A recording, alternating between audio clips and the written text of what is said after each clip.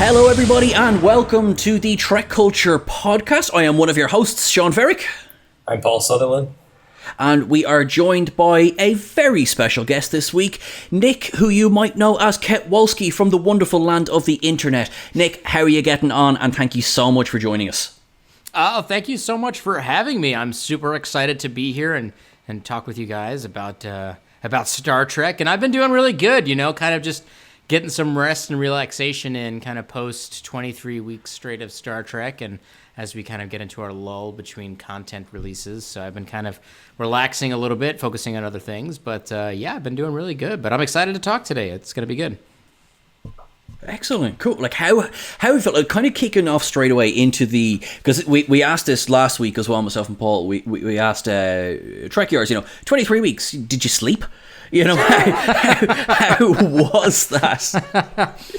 It was a really great time, I should say. Not even good. It was great, because, going into Lower Decks, it was like, okay, what is this weird cartoon show that we're going to be watching? And lo and behold, that turned out to be really friggin' cool. And then we had the exciting, future stuff that was going to go on with Star Trek Discovery. And it was just a great time, and then that rolled kind of, this expands outwards from Star Trek, but then that rolled right into the Mandalorian time frame. So then there was that weird time period where we were getting good content, like consistently, like all week. It was like looking forward to the end of the week, like constantly. I felt like a kid again, with like the Sci-Fi Channel TV shows that were coming on the weekends, Stargate and Battlestar Galactica. It felt like that again, where it's like, I can't wait for these shows to be released so I can watch them and stuff. It was great. I really enjoyed it. I'm ready for more. Not to praise the pandemic, but one of the great things about COVID times has been that you don't have to go to work, or so a lot of us don't have to go to work the next morning. So I was staying up until 11 to watch Discovery when it would drop here in California, and I was staying up until midnight to watch The Mandalorian when it would show up on Disney Plus.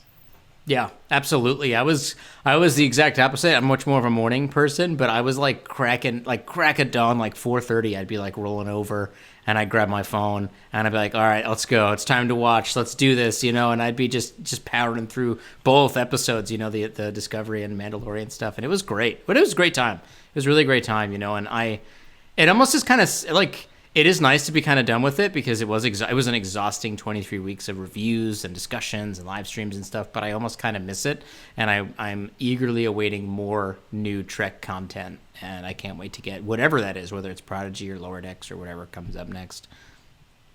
It is a shame that we don't know which one is coming first, and we don't even have kind of a rough understanding of when that might be, other than maybe this year. But at least in the UK, they're getting they got Lower Decks on, I think, Amazon Prime. Amazon Prime, yeah. Yep. It actually, so it just dropped Amazon Prime UK there 2 weeks ago now. Yeah, the end of January, early February. Yeah, that's it exactly, right. And I've binged it all again, and I've got to, for the first time,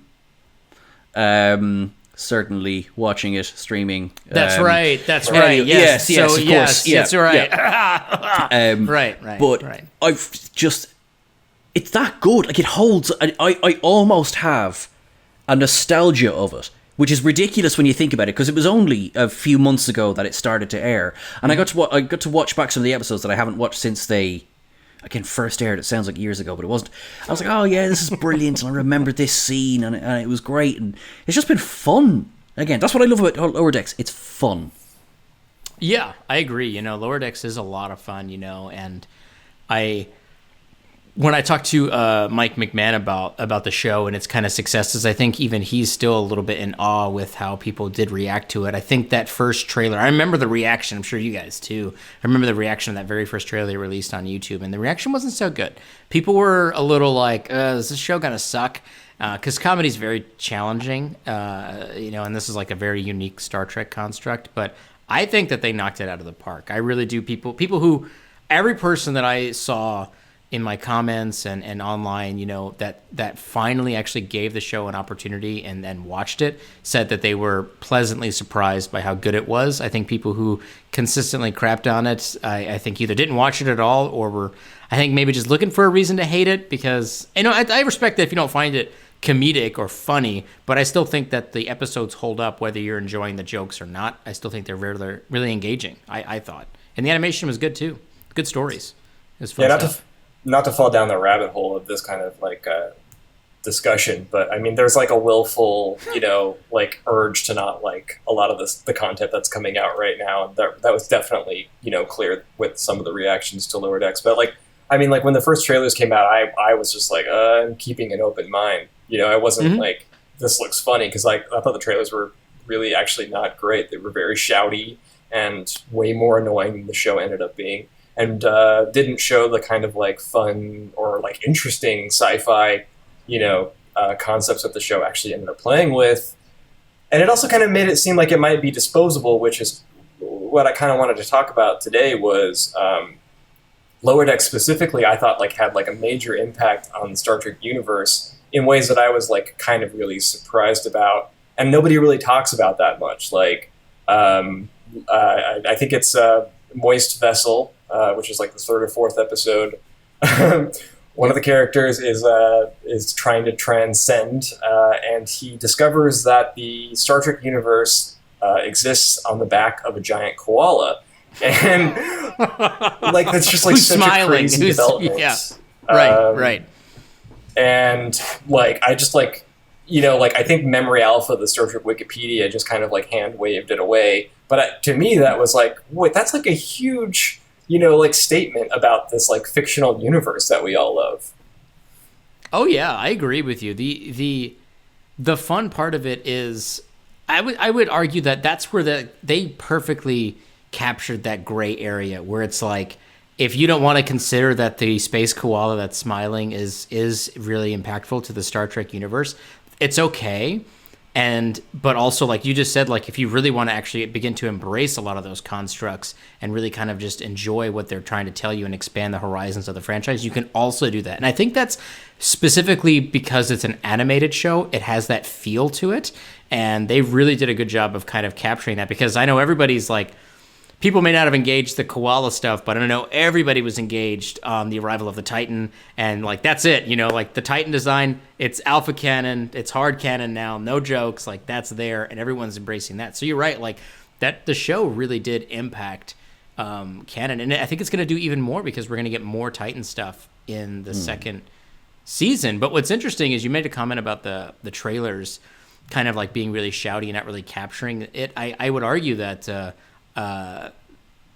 The limited footage is probably the reason for that, because from what I understand and from what Mike McManus said in interviews and stuff, is that they were literally like editing episodes and finalizing episodes like leapfrogging week to week as they were being released. So they probably didn't even have finished footage ready to go for that trailer, which is unfortunate, because if you look at the trailer, it includes a lot of like episodes 1 through 3 stuff, but not too much beyond that. And I think that kind of hurt them. But I think if people who gave it an opportunity to actually watch the episodes, I think it really worked out for folks. It's a good show. Invictus, the whole Invictus thing, that was great, where they were making fun of all the Star Trek movies. That's a classic episode. Like, that's one of my favorite episodes, when they make fun of all the Star Trek movies, because it's just great, super meta. I love it. I love just the sheer amount of lens flares in the episode, like, and just the way they changed the score so it really reflected a lot of the James Horner music from 2 as well. What I think, what kind of sold me on it before the release of the first episode was when it was after the trailer come out, but when that opening scene, you remember I think it was about a minute and a half they released to say the opening of the first episode, and you get to see Space Dock sitting there. I think it's Douglas Station, and Boimler's doing his captain's log. I think from that point, a lot of fears of, because we'd only seen the Cerritos at this point. We hadn't seen, say, other Star Trek designs. Like, well, look at how lovingly they've recreated Space Dock. I think for me, that was like, boom, I'm sold. I'm in. Yeah. Yeah, they did a great job with it. The Space Dock stuff, the O'Brien references to the O'Brien at work internet meme, which is just super meta and very much into the weeds of the fandom. Like that you can just tell, like, the people that were writing that show, like, they genuinely are aware of most things Trek related, and they were pumping as much of that into the episodes as they could. And I think it really paid off. I think it was a really great way to at least get us kicked off for the year after, because we had Picard at the beginning of the year, and then we had this huge down period because of the pandemic. And then it really kicked us off and got everybody, I think, even more jazzed than I think normally would have been for Discovery, because it was originally supposed to be the opposite. Discovery was supposed to lead into Lower Decks, but they flipped it. And I think it actually worked out for the better. I think it actually really helped Lower Decks, and it really helped Discovery. So it was a smart choice. Yeah, I can't imagine the release date being flipped. I thought that like Lower Decks was like such a nice, like refreshing change from Picard. I obviously liked Picard, but it was like a really heavy show. It was very serious, And Lower Decks like just totally, obviously came in and changed the tone, lightened things up.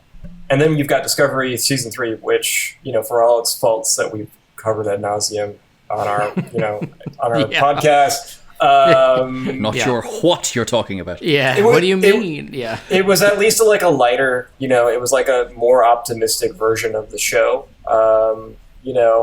I think like that back half of Lower Decks is like, so strong that we kind of like even like take for granted like all the great content that was there. Like, John Delancey coming back as Q for, like a couple of scenes, I thought was like really great and implied this whole other life for Q that, like he's going around pestering the Cerritos crew. It almost seems like I don't want to like, diminishing like his interactions with the Enterprise D crew would kind of suck, but like it kind of like, Q is omnipotent and out of time, and so he could be doing this stuff at any point in his, if you call it life, his life, so like I don't know, I just like it implied like this wider world. Usually cameos like that make the universe feel small, but I thought that like the way they had Q show up in like what were like clearly like numerous incidents of Q pestering the crew,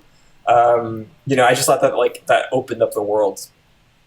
I agree, because it wasn't even just, and I would say that the Riker's arrival at the end also added to that, but I would say that the addition of little throwaway lines and references to those characters throughout the entire season had this implication that there's a lot more stuff going on. Like, they reference Q a lot in the first season, and not in a way that's overwhelming, but in a way that's like they know what a Q is, and it's like common knowledge. And like you just said, like it really implies that Q's screwing around with everybody, and it's really just kind of he's just making a big fuss in all of Starfleet, and they have like it's almost like you almost feel like they have like Q 101 course at the academy. This is what happens when he shows up with his weird judge's outfit on his floating chair. This is what you should do when he turns everyone into chess pieces and a talking tennis ball shows up or whatever. Like it's pretty good, and I liked how you're right. Like it was just fun. Like it was just a fun thing, and then it's something that doesn't take away from the more serious tones of Picard or Discovery.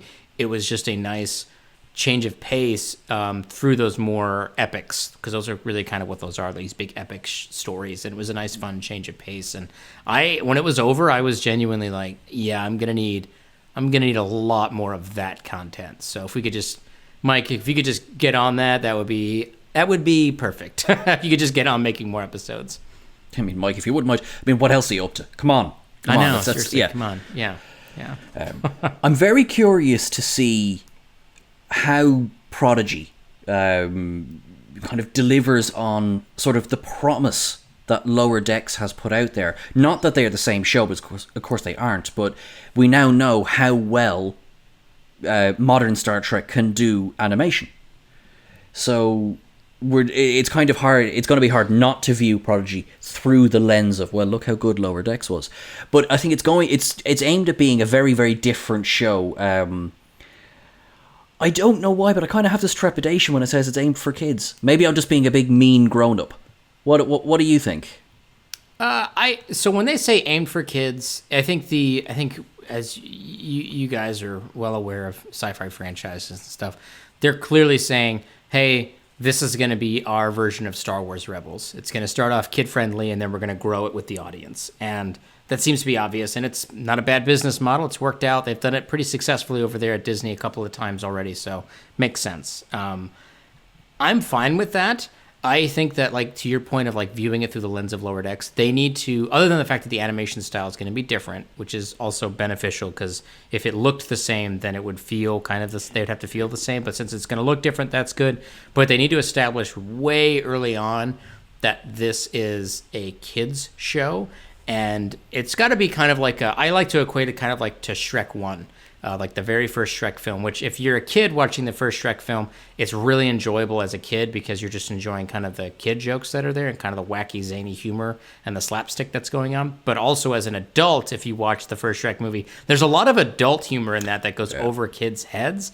So I'm hoping that they kind of blend a little bit of that, not necessarily like X-rated humor, but stuff that's like that adult viewers, that adult Trekkies can also glean into and kind of be like, oh yeah, I get that, or they kind of get that joke or that reference that maybe kids wouldn't really get, but is appealing to the slightly older audience, and that when those folks kind of grow up, they can go back and rewatch their favorite show, because this potentially will be, if it works, their favorite show, because that'll be their introduction to the franchise.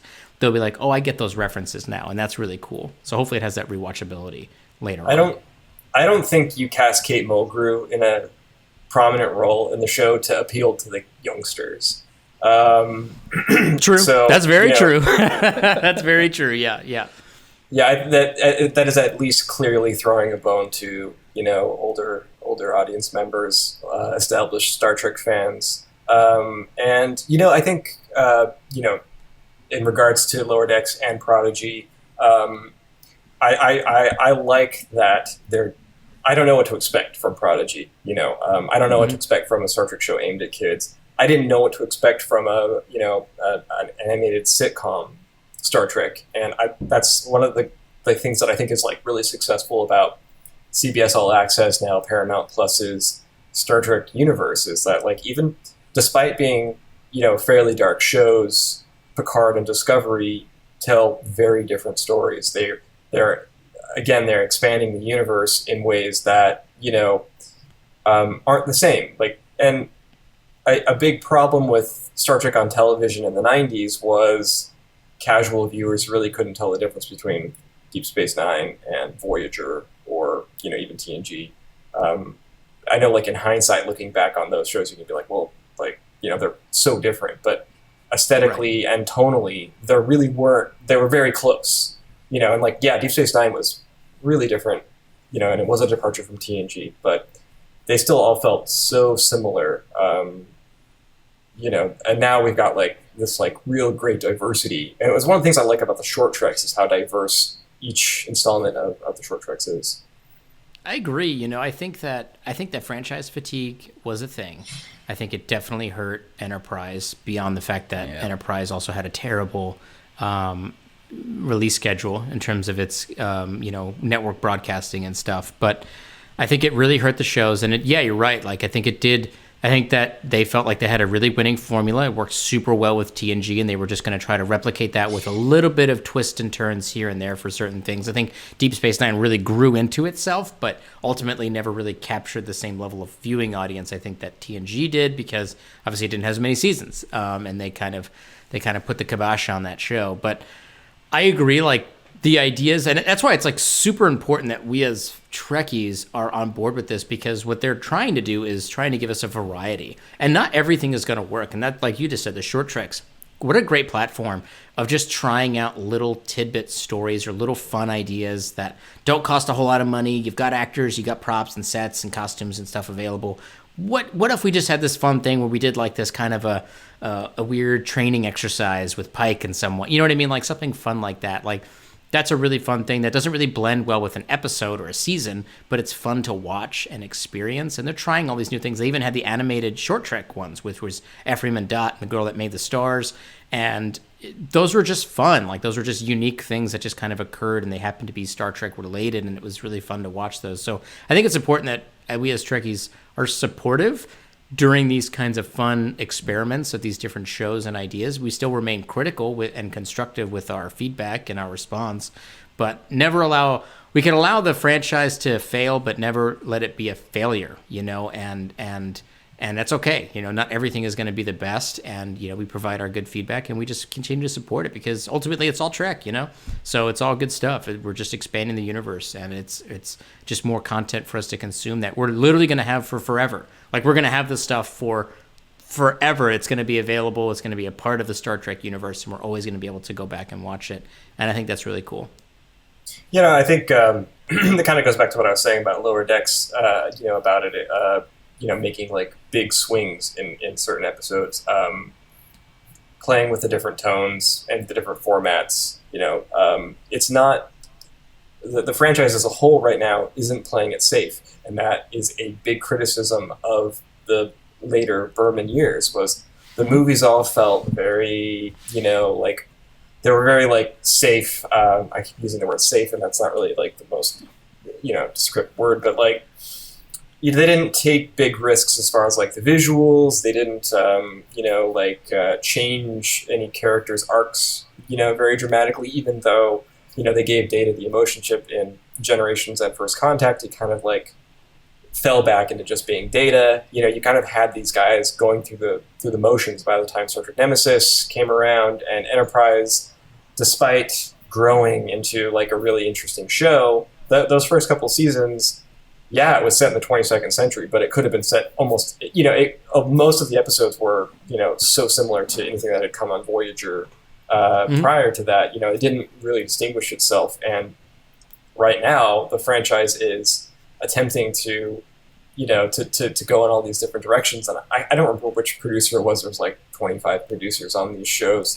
Maybe, maybe it was Kurtzman, but they said like, yeah, we're making all of these shows, but like, we're not like, expecting you to watch all of them. There's like, yes, there's like the diehards like us who will watch every second and then rewatch when they're not around, but right. Like if we make a show that you don't like, don't watch it, but we'll hopefully have made another show that you do like, and I like that, like diversity in the franchise. I think it's vital that people do disagree. I'm not talking about hate on it, because there's very little constructive criticism in, this is not Star Trek, or, this would never happen, or this would never. Right. It's like, all right, I absolutely, it's fair and understandable that if something doesn't match what you enjoy, you every right not to like it. But talk about it.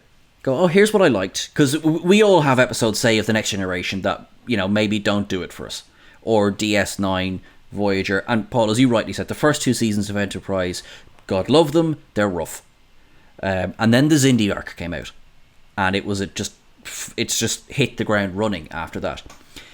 But though some would argue that that's not a good season, like there are fans out there who really don't like the third season of Enterprise. You're absolutely right, and especially the serialized, which now is just normal television. That was, they'd done the experiment with Deep Space Nine, with the Dominion arc, and then you had a whole season with us. And that is hard to get new viewers in. So yeah, I can understand if people didn't like that. However, what is it? Did I lose my point along the way there? Basically, try and got him. Damn it! Paul, you interrupted me. No, but it's like absolutely fair. But it's just like, it's when you see people who are too quick to say this should be cancelled, that should be cancelled. I don't like this. I don't know. Totally fine that you don't like it, but don't wish cancellation on it, because we got Trek cancelled at the end of Enterprise, and it was a pretty bad feeling, to be honest, because we thought, oh, that could be it. At the time there was no other movies in production. Mm-hmm. It was the first show to be cancelled since the original series, and yeah, it didn't feel very good at all. And if you're a Trekkie, would you not want your franchise to continue? Yeah, I mean, I think that's kind of like the real crux of it, right? Which is, you said it. I mean, there's not a lot of wiggle room with this is not Star Trek, and also what does that even mean? That's not really a good criticism. If people being saying like this doesn't feel like the Star Trek that I know and love. The point is that there's 50. We're at 55 years this year, and there's 55 years of this long running franchise that you can go back and rewatch, and if you don't like this, you can also go back and rewatch some of the old shows too, if you really want to go and experience those. They haven't gone, like I just said a second ago, we have these things for forever now. They're not going anywhere. They're there to watch for forever. And that's the fun part about that, is if this isn't really your cup of tea, then that's fine. Like you said, you know, if you don't like this one, maybe you'll like the other one. Maybe you'll like the next ones that's coming out. Maybe you'll like Strange New Worlds. Maybe you'll like Section 31 whenever they get around to actually making that one. You know, yeah, and that's kind of like that's like the big thing of it right now. And I'm down for it, you know, and I appreciate the fact that they are taking risks. You know, Paul, you said that the movies during the Berman era felt very safe, right? It felt very stale and very procedural, and not in the television sense, but just like they were going through the motions. Like it was like, we have this conflict, this is the action that's going to happen, this is going to be the resolution, and we're going to have Picard punch someone in the head, you know, and that's going to be the end of the movie. But when you even go back to look at some of the original series movies, like they had a crazy one about time travel and saving whales. Like that's a crazy concept that I don't even know if a major studio would even bother to fund now, because that doesn't seem like it would, based off of demographics and internal figures, would make any money. But that's also one of the more iconic movies because of how weird and bizarre it is, because they went back and saved a bunch of whales. So it's like, that's real risky, but they didn't really take those risks, and I feel like we're back to that now, you know? You know, beyond the one with the whales, I mean, and including the one with the whales, like, Star Trek 3 has the crew, you know, like basically like disbanding and then like coming back as like rebels basically and stealing the Enterprise, and you know, and then losing the Enterprise in the fourth film, you know, isn't based on the Enterprise. You know, like those are bold moves for a franchise about a bunch of people on a spaceship called the Enterprise. You know, in their like funny uniforms, like they wore their like civilian clothing, which were even funnier. But in you know, what was Chekhov wearing in 3? It's still not enough time has gone by. Oh yeah, it was so weird. Sulu had the leather jacket draped over his shoulders like he was a pimp. I don't know what was going on. Actually, Sulu looked great in that movie, so whatever. He's a fashion icon. When he flips that dude, in the motion picture. I mean, he just stepped off a disco floor somewhere. I mean, he just looked dazzling though with that just beard. Amazing. Yes, the chains. Absolutely. Which is totally not his character at all. But that's okay. It's okay. No, it just makes you wonder what McCoy's like when he's off duty. But that's true. You know, like surgeon's hands, Paul. Surgeon's hands. Nick, you said something about like we have these things forever now, and like. Maybe I'm going through withdrawal, but I rewatched the first season of Discovery after season 3 ended. I've been kind of like priming myself to get back to rewatch season 3 in one go, and you know that was not my cup of tea, and like I was like very disappointed with the first season of Discovery. But like this is like maybe the second or third time I've rewatched it because like I'm that kind of Star Trek fan, and like. I'm like, oh, I really miss like Stone Stamets, you know, when he like was high on the mushrooms in the middle of the season. Yeah. Like, I kind of miss Cole and like the Klingons that you could barely understand, and like, you know, like I don't know if that's just like me like finally accepting that that's what that show was, or you know, like that like it is Star Trek. We all do love this franchise, and even when we don't like love exactly what the franchise is doing. There's still something there. There's like still like this germ of what we love in all of this. Yeah, I would throw out there, and I've said this many times because it's just a reality, not just within Star Trek, but in every major sci-fi fandom that I can think of. It's this idea that when things are happening new within the franchise, people hate it typically in the moment, but then as time goes on, people tend to actually fall in love with it. It's the same thing for the prequel trilogy in Star Wars. It's the same thing for Enterprise. I remember when everybody hated Enterprise, but now people are like, that's my jam. I love Enterprise. I couldn't stand to lose it. Stargate Universe had the same problem where everybody hated Stargate Universe. Now people are like, why did they ever cancel this show? It's awesome, you know? And And it's going to be the same thing. It's going to be the exact same thing with these shows. It's going to be people are going to be like, man, Discovery is the best thing ever. I can't believe anybody would have talked any kind of mess about it. And that's how people are going to be. And this, keep in mind, like, Enterprise ended in, like, what was it, 2005? It wasn't that long ago. And everyone hated it. And now people are like, nah, that's my jam. I love Enterprise. That's so cool. Faith of the Heart, big love in that, and, to Paul and Archer and everybody. And I'm telling you, it's going to be the same thing. It's going to be the same thing with Discovery and Picard, everybody who hated Picard. It's going to be the same thing with the sequel trilogy for Star Wars. People are going to be like, actually, I really love those movies, and those are really great, and I can't believe anybody ever talks smack about them. And everyone's just going to pretend like these few years didn't exist. So and I'm waiting for that, I'm waiting for that because everyone. I think there's a similar reconsideration of the Kelvin timeline movies right now. I've seen way more love on Twitter. Mm-hmm. That's my like access point to the Star Trek fan base is Twitter. But I've seen like way more love for those movies in the last couple of years that I've been on Twitter than I have, in a long time. It may be that in comparison to Discovery, which is like really polarizing, they don't look quite so bad anymore, but I am happy to see that. As soon as the next awful thing comes along, the previous awful thing doesn't feel awful anymore. That's basically what's going on, right? Yeah. But I mean, that's true though. That is it. I remember I watched 2009, Star Trek 2009, the first Kelvin one, and I was a young man, and I'll say, but I would say that I was arguably in the target audience. I was a Trekkie, the demographic, that they're trying to shoot for, the 18 to 29 male demographic that's a Star Trek fan.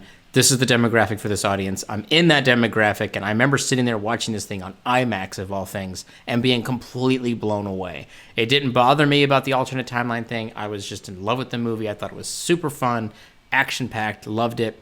I saw Into Darkness. I hated the story that they put together there. It was really weak, and it was kind of very strange. Still very beautifully well done. Star Trek Beyond came out. I love Star Trek Beyond. I thought it was really, really great. And then I started hearing people saying that Beyond was the worst thing ever, and the whole Kelvin movie sucks, and that all that franchise just needs to go away. And now, like you said, now I'm seeing the same thing on Twitter where people are like, those Kelvin movies, they're so good. And Jayla from Star Trek Beyond, love her. Such a great character. And I'm like, y'all hated this movie a couple years ago. This just came out 4 years ago, 5 years ago now, and people are like, no, those movies are really good. And I'm like, oh my gosh. Yeah, the reconsideration, I don't know what we could call that, a reconsideration phenomenon that happens in fandoms, but it is prevalent and it happens frequently. And I guarantee before this iteration of Star Trek is over with through Secret Hideout and Alex Kurtzman, people are going to have that phenomenon's going to hit, and people are going to completely start to shift their perspectives on these franchises. I guarantee it. I have a question for both of you. We're way off topic. That's fine, right? That's fine. We can just play a topic?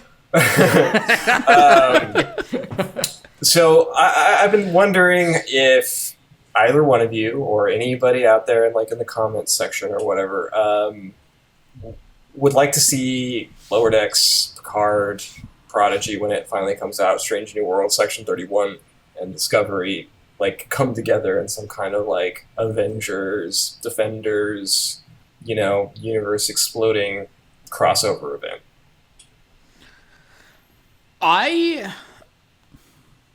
You know what? Honestly, my simple answer is hell yeah, absolutely. I think it would be great. I think it would be a lot of fun. I think it would be hilarious if they had this weird crossover event, and when some of the characters from the live action show appeared in Lower Decks, they were the animated version, and or maybe vice versa, where there's a physical actor they have on set that plays Boimler or something. I think that would be a lot of fun, something crazy. Just get Jack Quaid. Just put Tony Newsom to play Mariner as well. Yeah, literally, they look like their characters, and it would be awesome and hilarious. I would love to see that. I think it would be an enormous amount of fun. And I've theorized this myself. I did a video a while ago about if the Pike show was actually going to be in the main timeline Not in terms of the 25%, all that weird alternate timeline nonsense. I'm saying just because they really layered in the construct of the multiverse a lot with the third season of Discovery. They talked a lot about it. They've referenced the Kelvin timeline.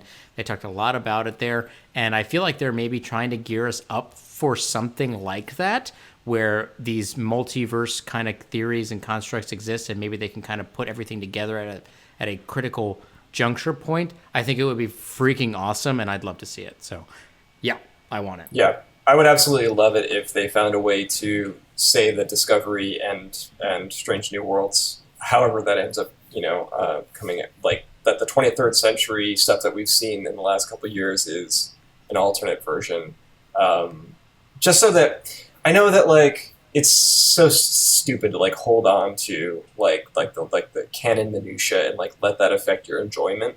But like I just wrote an article about the Discovery era Enterprise, and like one of the points that I was making was this is a retcon. Like, with its appearance in the short Trek Ephraim and Dot, where it's they're showing the Pike Discovery Enterprise as Kirk's Enterprise. Like they're just overwriting the original stuff, and like that's fine.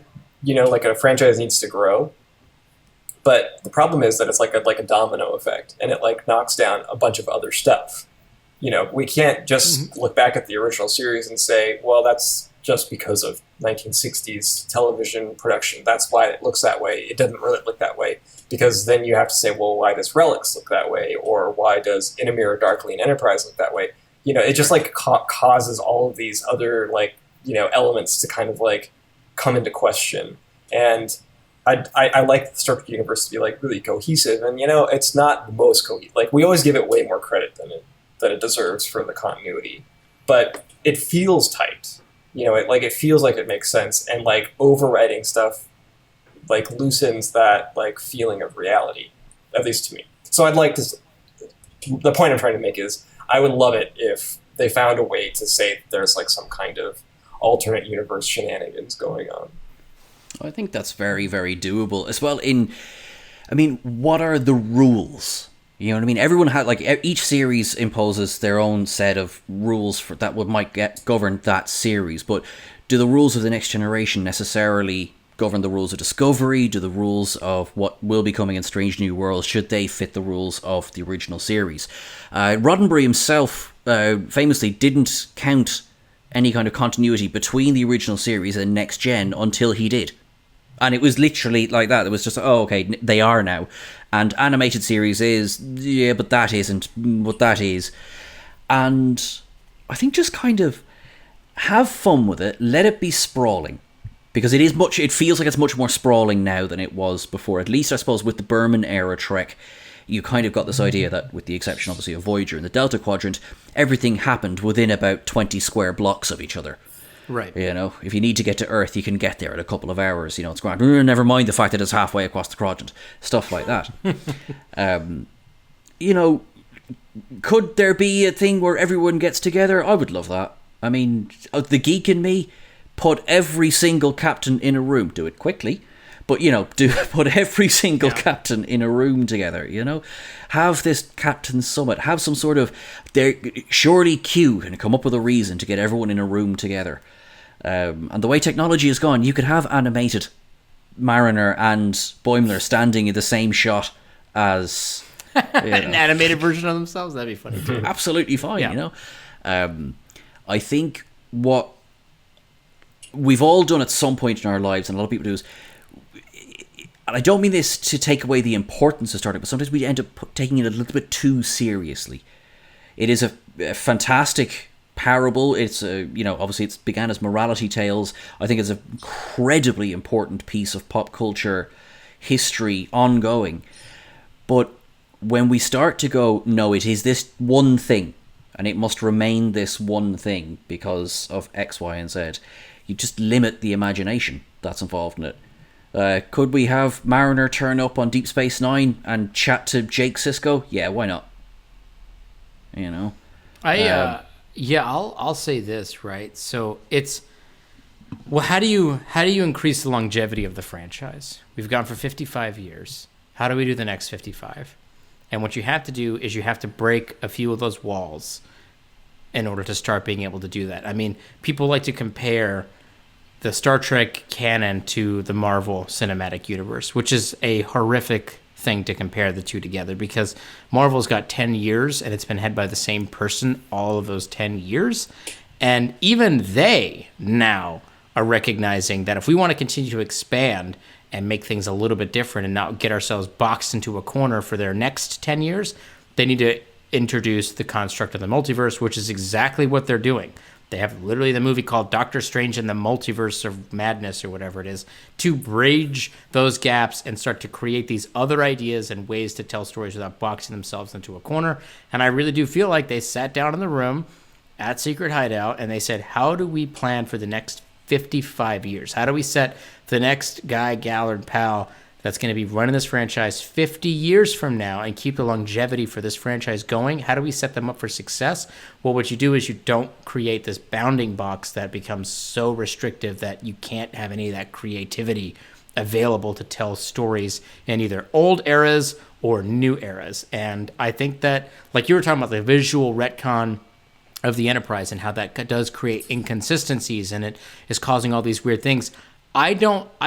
I would put forth the argument that some of that stuff is accidental, but a lot of that stuff is intentional in a way to start to break down our own minds as fans of Star Trek, to stop thinking of it as this is the only way that this can function. This is exactly the way it must look for forever and work for forever.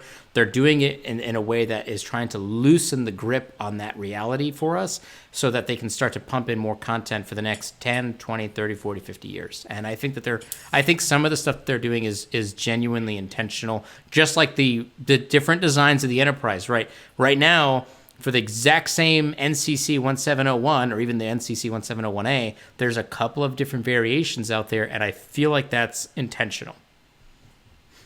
That's an interesting observation. I hadn't really thought about it in that way, and that's also like, that could easily explain a bit of the resistance that the show's run up against, is that people don't like being told that they're wrong or that something that they perceive to be a certain way for decades, literally decades, isn't exactly what they've always thought it was. Yeah, it's a tough pill to swallow, it is. And I think that we as current Trekkies are going to struggle with it the hardest, because like you just said, we've grown up with this stuff. We've known this stuff none of us are 55, so we've all lived our entire lives within the Star Trek universe and its current construct, and they're literally trying to shake the foundations of that, so there's a lot of resistance to that idea of change. But honestly, the fans, specifically the ones like that they're targeting with like Prodigy, for instance, when they're our age, this won't be a problem for them because they will have been exposed to these different ideas at a younger age, going into teenage years and then 20s and 30s and so on, so that when they're the ones carrying the mantle of the Trek fandom and we're all long dead, from old age, they're the ones that are going to be experiencing the new stuff, and they will hopefully have a more flexible nature about the franchise, which is what it needs in order to survive, in my opinion, because you can't, because people are like, well, why don't you just keep putting it into the future and putting it into the future? Well, okay, so then maybe we'll make like 3 or 4 more shows. How much further into the future could we possibly continue to make this? Is it just going to be in the year 50,000? Okay, what does that look like? Do they even have chairs? Like, I don't even know. Is everyone just floating around? You know what I mean? So it's like you that in itself is a limit. So you have to start to shake some of these things up so that we can be more open to these ideas. And I think the first season of Discovery was tough for me to swallow that pill, but I think from 2017 to now 2021, I've gotten used to that idea that they're just changing things up, and it's either get on board with it and get over it, or you're gonna hate everything you're seeing on screen. It's gonna drive you nuts. What is it? Go ahead, Sean. I was gonna say, what is it that our favourite short-lived Chancellor said? If there is to be a brave new world, our generation is going to have the hardest time living in it. Right. I think that's a great place to end this particularly downbeat conversation on, because we do have some news as it relates to to Sean's reference there. So let's go to the news.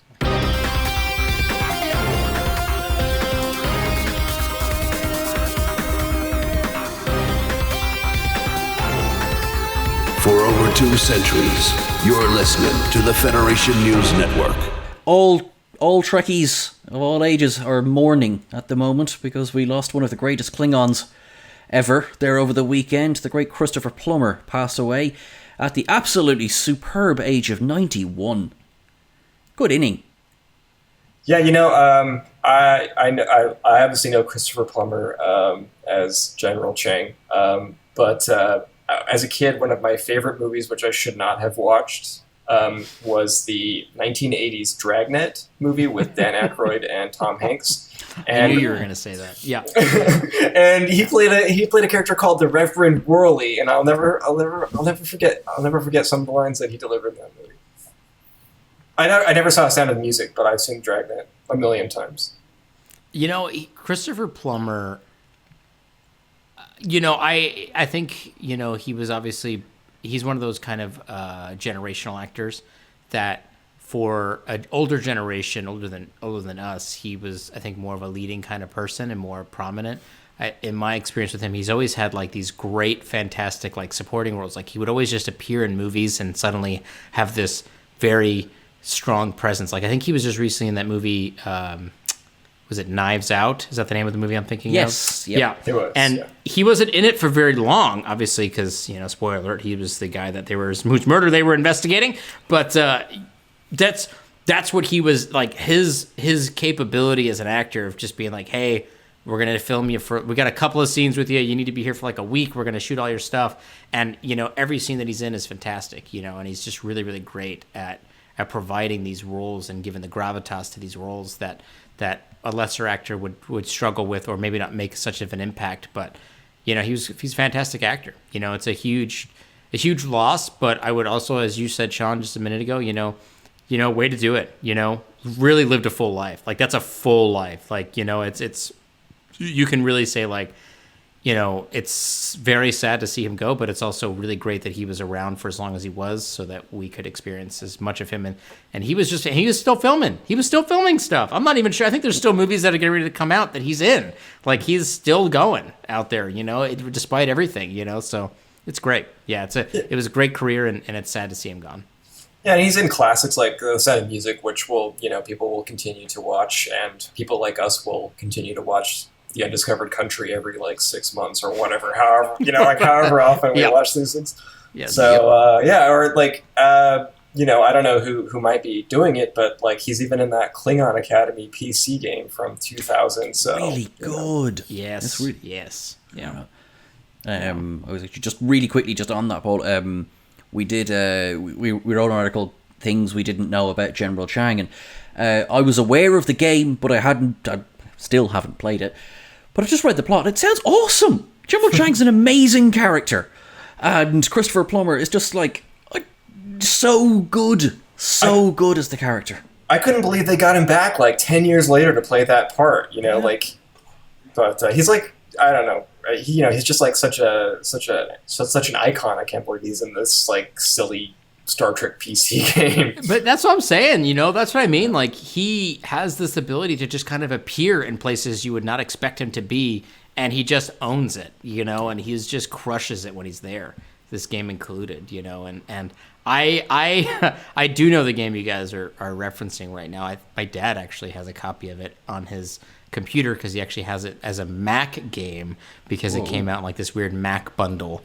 So he has it this old game there. But yes, I do recall the game as well. So yeah, it's crazy. It is sad to see him go though. But right, he's going to be living on literally forever because Star Trek is eternal, and now he is eternal through Star Trek. Yeah, and speaking of games, the Super Bowl was last weekend. I can't imagine either Sean or myself. I mean, I know that I didn't watch it, but Sean. I was just wow, that's a hard left turn there, Paul. Speaking of games. That was a great transition. Yeah, that was a great transition. That was good. So the Super Bowl, I watched it. Yeah, I figured you'd watch it next year. On the opposite side of your board cube, we've got the What is that? Bills football helmet. Okay. Yeah, exactly. So. Some kind of sporting attire. Yeah. So Paramount Plus did this like ad blitz leading up to the big game, and I don't think we really talked about it last week. So like we can talk about it a little bit now. Is the fact that it leaned heavily into Pike and Spock, presumably ahead of Strange New Worlds, and not just because their costumes are more recognizable than Michael Burnham's costume.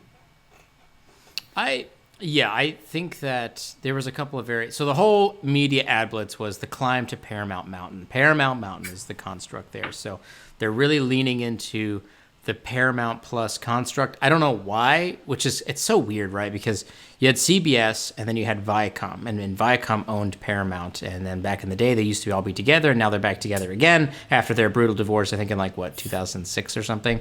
And then they said, well, we're going to make a new streaming service and we're going to call it Paramount, which is not any of the names of the company because the company's now called Viacom CBS. I don't know what they're doing down there. They're all over the place with their names. But I do think that the ad blitz was effective because it got a lot of people talking. It did, yeah. Not in so many good ways. Some people were getting a little annoyed because they felt like they were getting bombarded with Paramount Plus ads during the Super Bowl. But, hey, that's, such is life. But, they definitely featured heavily Spock and Pike. There was one that did include Michael Burnham. I don't know if you guys saw that one, but there was one that did include her as well. And, of course, the great Christine Baranski. With Beavis and Butthead. Yes. Yeah, well, it was all over the place. It was, they had Sir Patrick there next to a snow globe filled with SpongeBob characters singing, so it was kind of all over the place.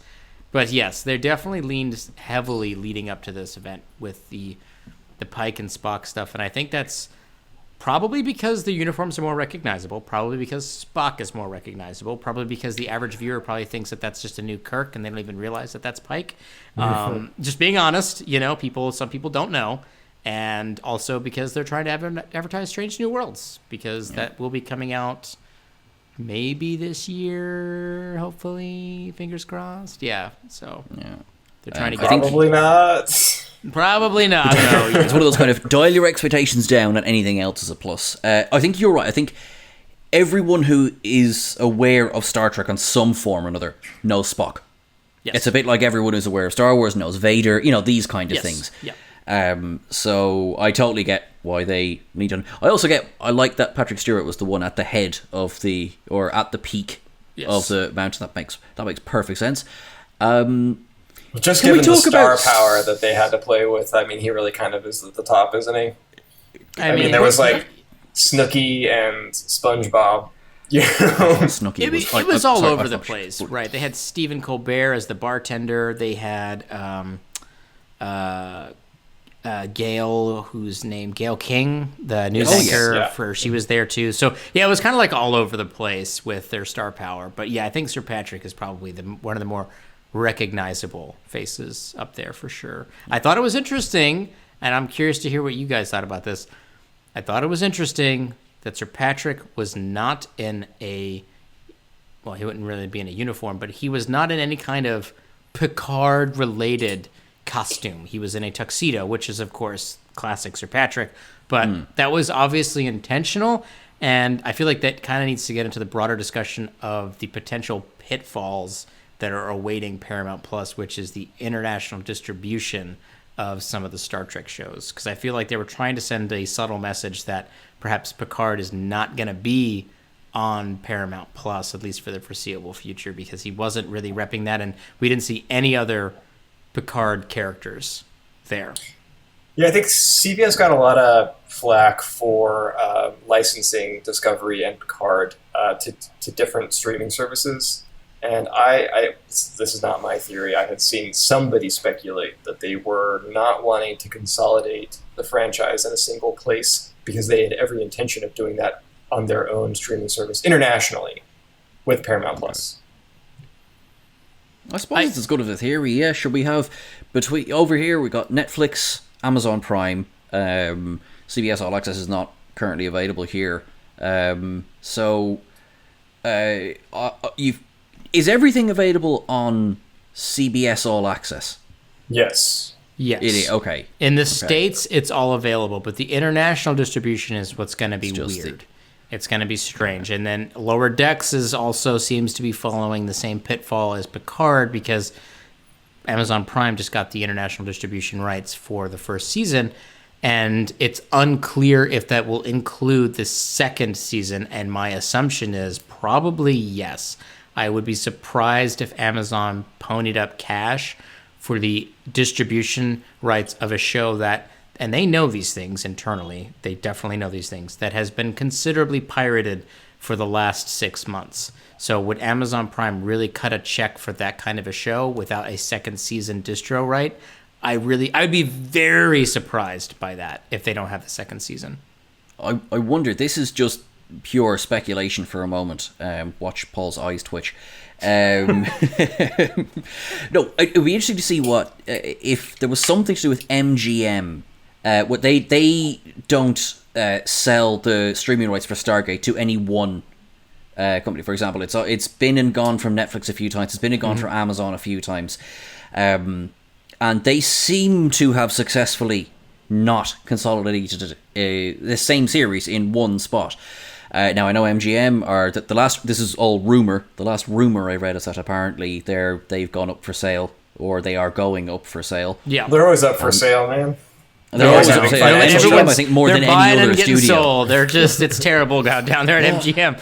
I need them to find it. Disney needs to buy them so we can get a new Stargate show, but that's unrelated. Well, we're moving on. The last rumor I heard is that the House of Mouse is eyeing up the Lion.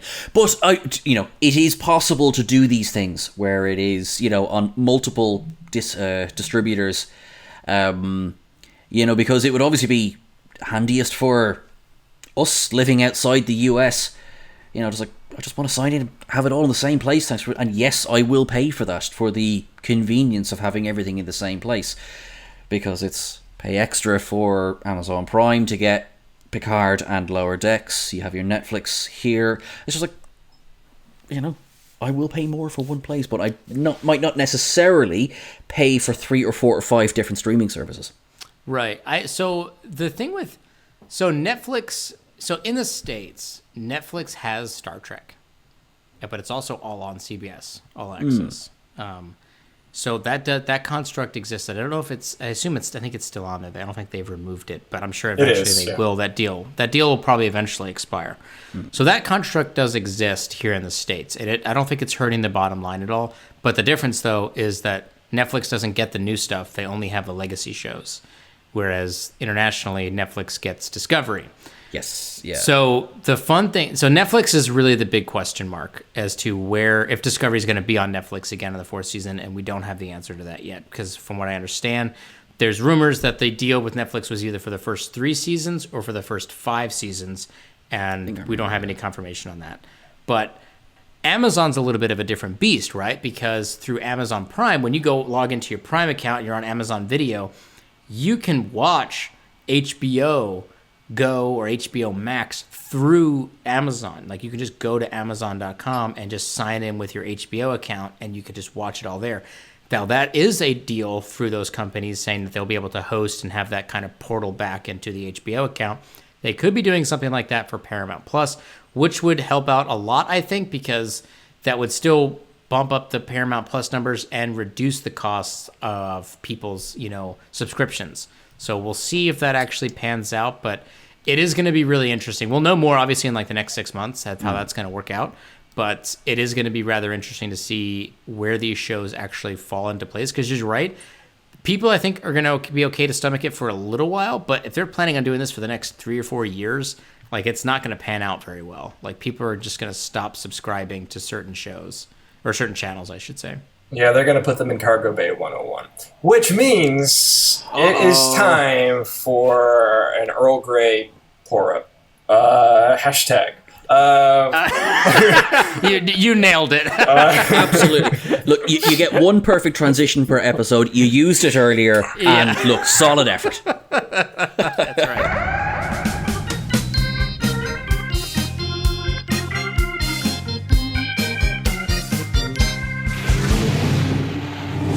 No pressure, but this is going to be the last episode of the TrekCulture podcast for the foreseeable future in its current format. So what you put in is what it will forever be remembered for. But no pressure. Yeah. What it will forever be remembered for. Oh, this is it, yeah. You know what? I'm gonna put something that I think most people agree is the worst episode of Star Trek: The Next Generation ever to exist inside of the airlock, Cargo Bay 101, to blow out the airlock. Do you guys know what episode I'm about to say? If you say Sub Rosa, I'm going to put you out the airlock. Oh, come on! No. I have a feeling that Tasha Yar is involved. Yes, it is the Tasha Yar episode, and dang it, now I'm spacing on the name of the episode. Is it Code of Honor? Code of Honor. There we go. I'm putting Code of Honor inside of Cargo Bay 101. Sub Rosa is the one that everybody likes to make fun of. It exists within a meme construct, and yes, that's why I love it. It's terrible, and we love it because it's terrible, whereas Code of Honor is just terrible, and that needs to go. So that's what I'm putting in there. So it's like basically like, are you going to put Code of Honor in the airlock, or are you a racist? I wouldn't put it that way, but that's how I'm doing it. Yes, that's how I feel about it. Didn't Jonathan Frakes call it a racist piece of? He did. Yes, he he's did. on record of saying that it's a racist episode. Yes, that is correct. So I'm putting that racist piece of episode out the airlock. That's the plan. I'm going to say right now, there's no arguing this one. It's going. But I think, right, for the spirit of this episode, Paul, do you have something that you feel could also go in with, Joe, one thing, I'm not defending the episode, but Tasha Yar really doesn't have a lot of screen time to spare. But anyway, listen, it is what it is. Sounds like you're defending it. That's it. Well, listen, if ever there was a time to get cancelled. Right. But what else have we got? I feel like for this should be a spectacular Cargo Bay 101. That is spectacular. That needs to go. That needs to die. Right? So, trying to think now of what else needs to go in. It's a lot of pressure, and I hate like a lot of stuff that could like go in. Sorry, I have strong feelings about it. For you, it's narrowing down what you hate, and that's, in fairness, that's a difficult job. I have one because I actually I wrote an article about the Cerritos, 10 secrets of the Cerritos you need to know, and I made fun of the Argo from Nemesis, which is also in Lower Decks. And somebody was like, why you hating on the Argo? That sequence with the Argo, they just happen to have a dune buggy for the first time in all of Star Trek. They take it to this planet, which coincidentally is inhabited by a race of dune buggy aliens. Dune buggy enthusiasts. Okay. And they're like, oh, we have to be careful because we don't want to violate the Prime Directive. And then they get into a chase scene with the dune buggy aliens and shoot at them. It's like the worst. It's absolutely a terrible. You're missing the best part of that, which is where, as they quickly realize the dune buggy is being overpowered by the dune buggy enthusiasts, Data uses his remote control pad to fly the shuttle that they flew in on to an area where they can jump the dune buggy back inside of it instead of just using the shuttle to begin with. I thought it is a. I thought the best part of that was Worf's big purple space laser that comes out of the back, because he Worf is basically in a sidecar. He gets to sit in the back and he's got a big gun. It's a dreadful scene, man. He was Federation ambassador to Kronos, and then they're like, yeah, whatever, Worf, just sit in the back of the dune buggy, you idiot, and shoot this gun. And he hits literally nothing. It fires unlimited ammo. I think he hits one dune buggy. And he's a terrible shot with it. Poor Worf goes from being ambassador to Kronos to just pushing buttons on the Enterprise bridge again after 25 years. That's right. Yep, that's exactly correct. I'm going to, add to that one. I think that's a perfect one because I want to throw in, with the dune buggy, with Code of Honor, I want to throw in everyone always denying Worf in The Next Generation. The man can't make a single suggestion without somebody saying no. And I think that's just enough. This is Federation Ambassador Kronos here. Show the man some respect. Nope, doesn't get any respect. So I like that. That's a good one too. He does get told no all the time. I love in Samaritan Snare where Worf's like, do we have to send our chief engineer over to these shifty pack leads? And everybody's like, shut up, Worf. What are you talking about?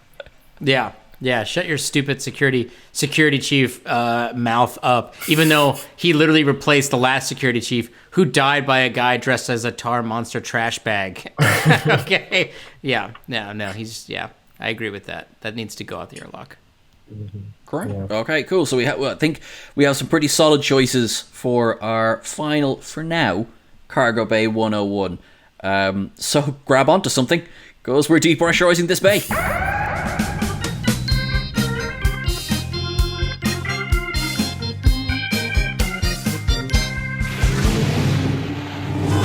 Well, before we go, why don't you tell everyone where they can find you, since they won't be finding you on this podcast anymore. That's true, because we just blew it out the airlock for forever, maybe. Yeah. You can find me on YouTube, of course, if you just search for Ketwolski, or if you go to youtube.com/Ketwolski, you'll pull up the channel, or you can follow me on Twitter. I'm pretty active over there as well, and the DMs are open, and I'm just on there as @RealKetwolski. You can be able to find me there. I'm on Facebook and pretty much all the social media sites and stuff like that. So if you do send me a message or an email or something like that, I'll do my best to try to respond to it if I can, if I see it. But I usually read everything, but I don't always get to respond. So if you got a question or comment or feedback or whatever, just send it my way. And Sean. That's good. I tend to respond to everything without reading it. So I like your one is better. Well, yeah, you could find us at TrekCulture on Twitter. You could also find us where you're probably watching us right now, TrekCulture on YouTube. Find myself at Sean Ferrick. Paul? Me at Paul Sutherland on Twitter. You can slide into those DMs. There is no security protocol. You're just in those DMs. That's right. That's they're wide open. Please, if you wouldn't mind. Yeah. Yeah. Does anyone want to DM me? Hello. Yeah. Is this thing on? Look, Nick, thank you so much for joining us this evening, this afternoon, whatever time it is for yourself. Really, really appreciate it. This has been a really, really just fantastic, fun last bit of time as well. And Paul, I just want to say thank you so much for being such a great co-host for this whole time. You're so lovely. And Chris, thank you so much for all the editing you've done as well. You're so lovely too. Yeah, it's been nice knowing you, Sean. Yeah, you too, Peter. That's right. The friendship is also out the airlock. Yeah. That's right.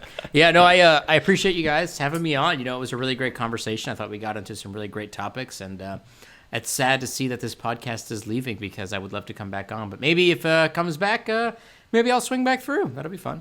This is when you invite us onto your show.